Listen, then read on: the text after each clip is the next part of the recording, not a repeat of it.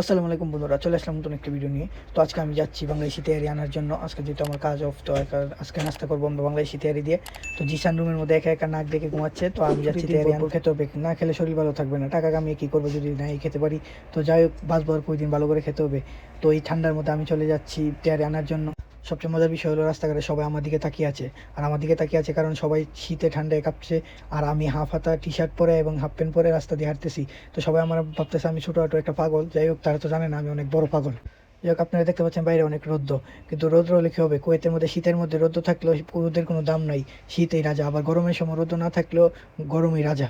আর এইসব রাজা রানীর খেলার মধ্যে আমরা প্রজারা পাচ্ছি সাজা। তো যাই হোক, সাজা পেতে পেতে পেতে পেতে এখন চলে আসলাম সেই দোকানের দ্বারে।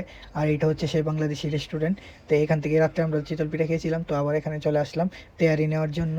তো যাই হোক, এখন আমি যাবো একটি তেয়ারি নিতে। তেয়ারির মূলত দাম হচ্ছে এখানে বাংলা টাকা 600 টাকা একটি তেয়ারির দাম। তো যাই হোক, টাকা বড় কথা না, খেতে হবে, তো তেয়ারি নিয়ে নিলাম। সবচেয়ে মজার বিষয় হচ্ছে যখন আপনার অনেক বেশি ক্ষুধা লাগবে, তারপর আপনি দোকানে যাবেন খাবার নিতে, খাবার যখন হাতে নিয়ে রুমে যাবেন তখন রাস্তা ফুরাবে না, মনে হবে এখানে বসে খেয়ে ফেলি। তো যাই হোক, আমি এখন খাবার নিয়ে আমার রুমে যাচ্ছি। তো আপনারা ভালো থাকবেন, আরেকদিন আপনাদের সাথে দেখা হবে আরেকটি ভিডিও নিয়ে। তো আমার চ্যানেলটিকে আপনারা সাবস্ক্রাইব করে রাখবেন, আর ফেসবুকের থেকে দেখলে তাহলে আমার পেজটিকে ফলো দিয়ে রাখবেন। আর এই হচ্ছে সেই সুস্বাদু তেহারি। তো সকালে ভালো থাকবেন, আসসালামু আলাইকুম।